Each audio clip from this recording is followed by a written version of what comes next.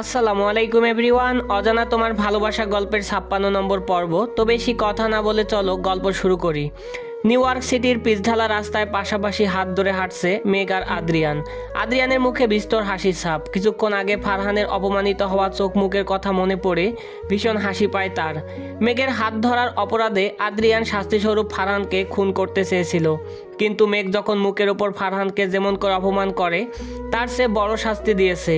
আদ্রিয়ানের গলা জড়িয়ে ধরে যখন ঠোঁটে তার ঠোঁট ছোঁয় তখন ফারহানের মুখের অঙ্গভঙ্গি দেখার মতো ছিল। আদ্রিয়ানের মুখে পৈশাচিক হাসি ফুটে উঠে যেন সে তাই আজ বিশ্ব জয় করে ফেলেছে। অবশেষে মেঘ তার, শুধুমাত্র আদ্রিয়ানের। কিন্তু অপরদিকে মেঘের মনে এমন বিষণ্ণতা আর চিন্তার ছাপ। রেস্টুরেন্টে ফারহানকে কোনো প্রকার অপমান করতে চায়নি মেঘ, কিন্তু সে বাধ্য হয়েছে। মেঘ যদি তখন কড়া কণ্ঠে ফারহানকে কথা না শোনাতো তবে আদ্রিয়ানের হাতে হয়তো ফারহান এখন খুন হয়ে যেত। আদ্রিয়ানের রাগের তীব্রতার উপর মেঘের ধারণা রয়েছে, কিন্তু ফারহানের বলা শেষ কথাগুলো শুনে মেঘের বেশ ভয় করছে। ফারহান যদি এই সব কথা জামান সাহেবকে বলে দেয় তখন জামান সাহেব কি রাগ করবেন মেঘের উপর? জামান সাহেব এক কথার মানুষ। উনি যদি সিদ্ধান্ত নিয়ে থাকেন যে ফারহানের সাথে মেঘের বিয়ে দিবে তবে অবশ্যই দিবে। তখন মেঘ কি করবে? আদ্রিয়ান ছাড়া অন্য পুরুষকে তার স্বামীরূপে গ্রহণ করার সাধ্য হবে না। অসম্ভব, মেঘ পারবে না ফারহানকে বিয়ে করতে। আদ্রিয়ান বেশ উৎফুল্ল নয়নে পাশে থাকা মেঘের দিকে তাকায়, কিন্তু মেঘের গম্ভীর মুখের বিচলতা আর চিন্তার ছাপ দেখে আদ্রিয়ান বেশ অবাক হয়। আদ্রিয়ান প্রশ্ন করে উঠে, মেঘ কি হয়েছে তোমার? এমন মন খারাপ করে হাঁটছো কেন? কোন বিষয় নিয়ে চিন্তিত তুমি? আদ্রিয়ানের প্রশ্নের জবাবে মেঘ তার দিকে ফিরে তাকায়। এরপর দীর্ঘ নিঃশ্বাস ছেড়ে চিন্তিত কণ্ঠে বলে ওঠে, আদ্রিয়ান, আপনার কি মনে হয় ফারহান কি এত সহজে সব অপমান সহ্য করবে? এখন যদি ফারহান বড় আব্বুকে সব বলে দেয় তখন কি হবে? মেঘের চিন্তার কারণ আদ্রিয়ান বুঝলো। হাঁটা থামিয়ে শান্ত হয়ে দাঁড়িয়ে মেঘের হাত শক্ত করে ধরে বলে, মেঘ, তুমি কোনো চিন্তা করো না। ফারহান কোনো ক্ষতি করতে পারবে না আমাদের। আর আব্বু যদি সব কথা জেনে যায় তবে উনি খুশি হবেন, কারণ আব্বু চায় তুমি আর আমি একসঙ্গে সংসার করি। তালুকদার বাড়ির বড় বউ হও তুমি। আদ্রিয়ানের কথা শুনে মেঘের মন শান্ত হয় না, বরং ভীষণ রকমের ছটপট করে ওঠে। জামান সাহেবের ব্যক্তিত্বর বিষয়ে স্পষ্ট ধারণা রয়েছে তার। জামান সাহেব এমনি গম্ভীর আর শান্ত প্রকৃতির হলেও যথেষ্ট জেদি আর রাগী হন তিনি। আদ্রিয়ানের সিদ্ধান্তের উপর ভিত্তি করে উনি ডিভোর্স পেপার রেডি করেছেন। এরপর তার বন্ধুর ছেলের সাথে মেঘের বিয়ে ঠিক করেছেন। 1 মাস পর ফারহানের সাথে মেঘের বিয়ে হবে, এই কথা তার বন্ধুকে কথা দিয়েছেন। কিন্তু এখন যদি আদ্রিয়ান ডিভোর্স দিতে অস্বীকার করে ওনার রাগ করা স্বাভাবিক। তাছাড়া জামান সাহেব এক কথার মানুষ, কখনো প্রতিশ্রুতি দিয়ে তা ভঙ্গ করেন না। আদ্রিয়ান যদি এখন মেঘকে ডিভোর্স দিতে না চায়, তার সাথে সংসার করতে চায়, তবে জামান সাহেব রাগ করবেন। আদ্রিয়ানের জন্য ওনার বন্ধুর কাছে অপমানিত হতে হবে। ফারহান নিশ্চয়ই ছেড়ে কথা বলবে না জামান সাহেবকে। নিজের অপমানের বদলা অবশ্যই নেবে। জামান সাহেবকে তার প্রতিশ্রুতি ভঙ্গ করবে না। 1 মাস পর উনি জোর করে হলেও ফারহানের সাথে মেঘের বিয়ে দেবে। তবে জামান সাহেব চায় মেঘ যেন সুখে থাকুক। জামান সাহেবের ধারণা এখন ফারহানের সাথে মেঘ ভালো থাকবে। ফারহান মেঘের যোগ্য, আদ্রিয়ান নয়। কিন্তু জামান সাহেবের ধারণা সম্পূর্ণ ভুল। মেঘ কখনো ফারহানের সাথে সুখে সংসার করতে পারবে না। যে মানুষ মেঘ ভালোবাসে না তার সাথে সারা জীবন থাকবে কি করে? 1 মাস পর যে কি হবে তা ভেবেই ভীষণ চিন্তা হচ্ছে মেঘের। জামান সাহেবের অপমানিত হোক বা কষ্ট পাক তা মেঘ চায় না। বাবা মার মৃত্যুর পর তার বড় আব্বুর প্রশ্রয়ে সে বড় হয়েছে। বাবার স্নেহ যত্ন দিয়ে আগলে রেখেছে। নিজ সন্তানের চেয়ে বেশি ভালোবাসা দিয়েছে মেঘকে। বাবার অপমান সহ্য করা কোনো সন্তানের পক্ষে সম্ভব নয়। মেঘ এখন কি করবে? তার কি বড় আব্বুর সব ঘটনা বলে দেওয়া উচিত? না, চুপ থাকবে। ফারহানের সাথে যদি মেঘের বিয়ে হয় তবে নিশ্চয়ই আদ্রিয়ান আত্মহত্যা করবে। মেঘ চোখের সামনে তার ভালোবাসার মানুষকে মৃত্যু সহ্য করতে পারবে না। আবার বড় আব্বুর কষ্ট বা অপমান সহ্য করার তার কোনো দ্বারা সম্ভব নয়। মেঘ কি করবে এখন? আদ্রিয়ান বেশ দীর্ঘ সময় ধরে মেঘের মুখশ্রী পর্যবেক্ষণ করছে। মেঘের কপালে চিন্তার ছাপে ভাঁজ পড়ছে, চোখ মুখে ভয়ের ছাপ ফুটে উঠেছে, তার গলায় মৃদু ঘামের উৎপত্তি হয়েছে। আদ্রিয়ানের যে টেনশন হচ্ছে না তা নয়, তার বাবার রাগ জেদের কথা সেও জানে। আদ্রিয়ান তার হাত দিয়ে মেঘের ঘামার্ত মুখে আলতো করে ছুঁয়ে দেয়। এরপর বলে ওঠে, মেঘ, তুমি এত ভয় করছো কেন? আব্বু সব কথা শুনলে কখনো রাগ করবে না। যা হবে সব ভালোই হবে, আর তোমার চিন্তা করার কোনো প্রয়োজন নেই। ভবিষ্যতে যদি কোনো সমস্যা হয় তা আমি সামলে নেব। আদ্রিয়ানের কথা শুনে মেঘ মৃদু হাসে। এরপর তার গালে থাকা আদ্রিয়ানের হাতের উপর মৃদু হাত বুলায়। আদ্রিয়ানের মনে পড়ে মেঘ একা ফারহানের সাথে রেস্টুরেন্টে দেখা করতে গিয়েছিল, কিন্তু তাকে বলেনি, বরং মিথ্যা বলেছে। আদ্রিয়ান প্রশ্ন করে উঠে, মেঘ, তুমি রেস্টুরেন্টে ফারহান চৌধুরীর সাথে দেখা করতে যাবে, এই কথা কেন বলনি? মিথ্যা শপিং মলে যাওয়ার কথা কেন বলছো? মেঘ কিছুটা ইতস্তর বোধ করে বলে ওঠে, আসলে আমি আপনাকে কষ্ট দিতে চাইনি। ফারহানের সাথে ডেটে যাওয়ার কথা শুনে যদি আপনি আমায় ভুল বুঝেন, তখন আমাদের সম্পর্ক আর কোনো সমস্যা আমি চাই না আদ্রিয়ান। আদ্রিয়ান শান্ত চোখে মেঘের দিকে তাকিয়ে মৃদু হেসে বলে ওঠে, মেঘ, আমি তোমায় এখনও ভুল বুঝবো না। তুমি আমার বউ হও, তোমার প্রতি আমার বিশ্বাস রয়েছে। কোথাও যাওয়ার আগে আমার অনুমতি নেওয়ার প্রয়োজন নেই তোমার, কিন্তু আমার চিন্তা হয় তোমার জন্য।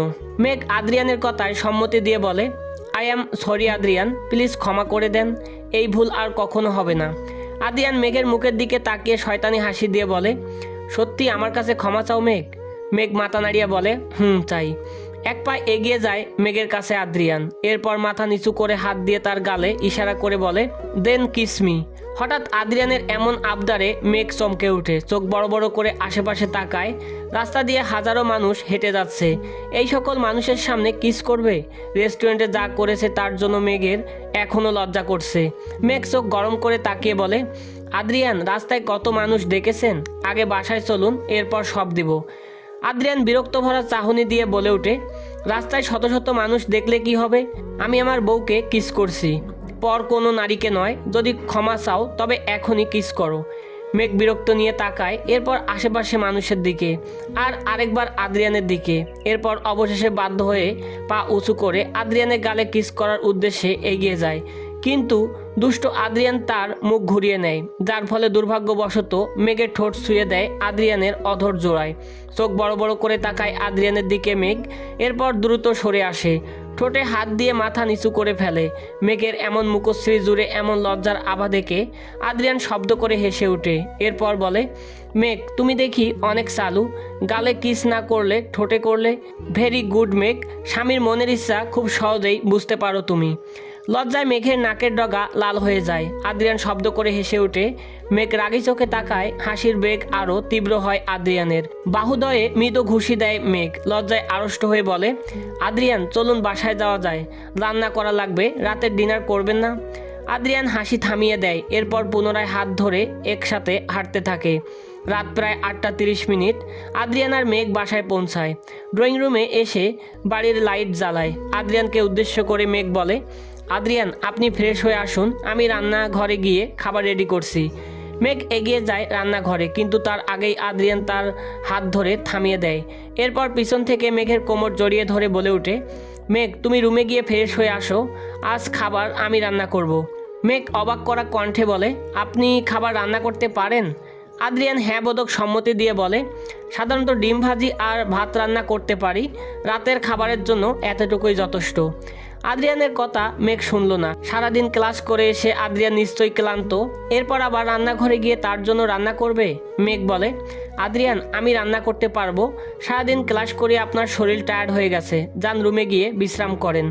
মেঘের কথা আদ্রিয়ান শুনল না। সে বলে ওঠে, মেঘ, সারাদিন তুমিও ক্লাস করেছো, প্রতিদিন তুমিই রান্না করো, আজ না হয় আমি করলাম।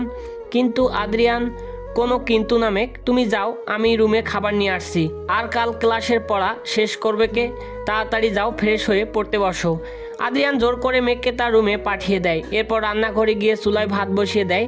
ফ্রিজ থেকে ডিম নিয়ে এসে গরম গরম ডিম ভাজি করে খাবার প্লেটে নিয়ে সিঁড়ি দিয়ে উপরে উঠে মেঘের রুমে চলে যায়। ওয়াশরুম থেকে ফ্রেশ হয়ে মেঘ এসে একটু বিশ্রাম নেয়। এরপর টেবিলে বসে পড়াশোনা শুরু করে দেয়। প্রায় 10 মিনিট পর আদ্রিয়ান খাবার নিয়ে রুমে আসে। টেবিলে বইয়ের মধ্যে মুখ গুজে বসে থাকা মেঘের কাছে গিয়ে বসে। এরপর পাশে থাকা চেয়ার টান দিয়ে বসে। খাবার প্লেট থেকে চামচ দিয়ে খাবার তুলে এগিয়ে দিয়ে বলে, মেঘ, মুখ খোলো, খাবার খাবে। আদ্রিয়ানের কথায় মেঘ হা করে এরপর খাবার খেয়ে নেয়। মেঘ পড়াশোনা করছে আর আদ্রিয়ান তাকে খাইয়ে দিচ্ছে। মেঘ যখন পুনরায় খাবার খেতে চামচের দিকে এগিয়ে আসে, তখন আদ্রিয়ান তার কপালে চুমু দেয়। মেঘ মৃদু হাসে।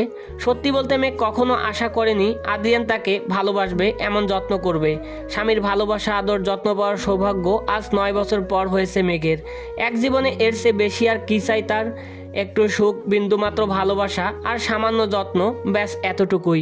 খাবার খাওয়া শেষ হলো। আদ্রিয়ান গ্লাস থেকে পানি নিয়ে মেঘের ঠোঁট মুছিয়ে দেয়। এরপর বলে, মেঘ তুমি পড়াশোনা করো, আমি রুমে গেলাম। আদ্রিয়ানের কথা শুনে মেঘ আবদার করে বলে ওঠে, আদ্রিয়ান আজ রাত এই রুমে থাকুন আমার সাথে। মেঘের কথা শুনে আদ্রিয়ান হাসে। তারা কখনো স্বইচ্ছায় এক রুমে থাকেনি, কিন্তু আজ প্রথম মেঘ এমন আবদার করলো। তাছাড়া তারা দুজন স্বামী স্ত্রী এক রুমে থাকতে কি অসুবিধা? আদ্রিয়ান বলে, কিন্তু তোমার পড়াশোনা মেঘ, আমি রুমে থাকলে কি তোমার পড়ার প্রতি মনোযোগ থাকবে? মেঘ দীর্ঘ কণ্ঠে বলে, অবশ্যই থাকবে। আদ্রিয়ান হাসে। এরপর বলে, তবে তুমি পড়াশোনা করো, আমি রুম থেকে ল্যাপটপ নিয়ে আসছি।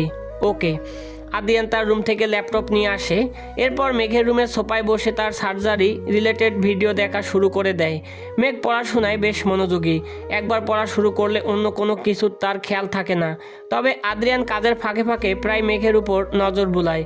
বেশ সুন্দর সময় কেটে যায় দুজনের।